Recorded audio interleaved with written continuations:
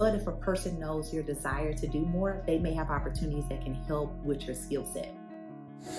Take control of your career and compensation right now. It's your 5-minute career hack. Hello, hackers, and welcome to our new series. I am so excited as we are digging into specific industries and providing you hacks that hopefully will customize what you're working through. And I get the opportunity to appeal to you as an educator. I think I shared with you my passion for education started with my parents, both very, I would say, huge advocates for education. It has served me well. And then my mother is a retired teacher. And I feel that I've had the opportunity, probably from the sidelines, to watch some of the trends that are happening in education. And it sparked my interest in digging in. The other piece is my husband also works at a college and has his doctorate.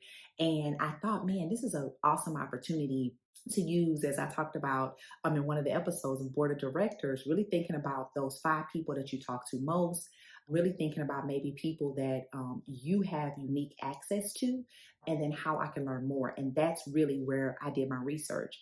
Obviously, as an HR professional and student of human behavior, there's different trends that I've seen, and I won't bore you with those today. I think we all see the turnover that's happening. You see that, you see how it's impacting you in a classroom or in your specific area, whether you're at a system office, at a district level, if you're administrator, if you're faculty or staff, you probably have seen people exiting the profession in academia at high rates, and it's probably hits home for you.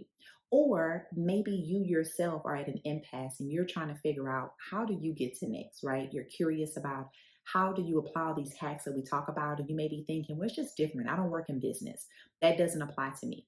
Well, I want to make it very specific, and I'm going to do 2 episodes specific for those that are K through 12, and then one for in higher ed, because I just think it's a different level of networking that can support you in what you want to do next. So, once again, using my network, I was able to talk to a dear friend, Dr. Denitra. She just recently finished her PhD. I am so excited to be a part of her journey. I remember when she had just got her bachelor's and was working at a school, seeing her go on and go back and get her master's, and then now receiving her PhD from the University of Texas and moving to elementary head of schools for Yes Prep.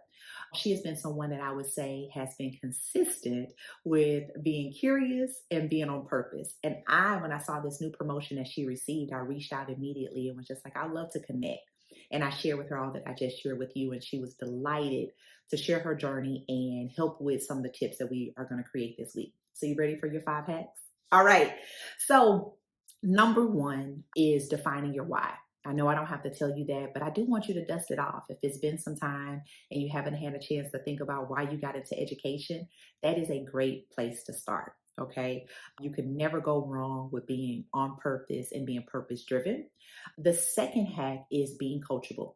Oftentimes, when you are in a discipline and it's about deepening your knowledge on how you facilitate a job, similar to you as an educator, you're probably yearly, right, going to continuing education things. You're learning different methods on how to serve your students or how to serve your staff. But are you really working on your leadership, right? You may be getting a lot of feedback, but are you working on those competencies that are going to help you continue to grow as a person, not necessarily just your skill set? And being coachable helps you continue to work on your mindset. So you probably are very aware of things that can help you with your skill set and your toolkit. But being coachable will constantly help you to be able to synthesize the feedback that you're getting and be able to apply it. Hack number 3 is create your own path. You probably are aware that if you're not very clear on where you want to go next, you may just think, I want to do more, or that job seems very interesting. And you're thinking that your direct supervisor is going to come to you and maybe share a career path. As you know, in education, it's not that defined like it may be in other industries. So the hack is to, how do you create your own path? And that moves into hack number 4 for the week. Be curious, okay? And say it out loud. I would always say in the episode where I talk about the P word, which is promotions, you have to share your desire to want to do more. And that goes to more than just your direct supervisor. Share that with your colleagues, share that with your committee chair or whomever that you know has access to different things. Share that. And it may not just be about getting more money or moving to that another role, but if a person knows your desire to do more, they may have opportunities that can help with your skill set. Being curious and asking those questions and asking people how they got to the role that they're in and got exposure to different opportunities will help you build your board of directors. And oftentimes you don't hear about that.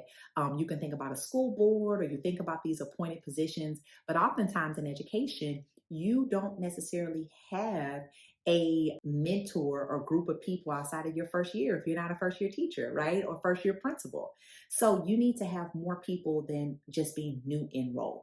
A board of directors, when you think of your cohort and how this will help you from a thought leadership and diversity of thought, is invaluable. So who is sitting at the table and who is acting in your best interest and it can help you with that?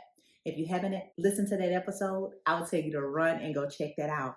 But I found it interesting and timely that she shared that in her journey, and that being a key place that she's been able to be exposed to different opportunities and develop herself. So we look forward to continuing to talk about other industries, and hopefully this episode will help you and spark some ideas to help you with your development. So thank you so much and be well. Now, the 5-minute career hack, we call this hacking. Look at you. You just did it. And you don't have to stop here.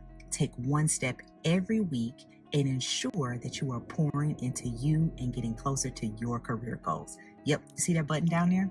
Hit subscribe, but don't stop there because you know what they say, sharing is caring. So take 5 and we'll see you next week.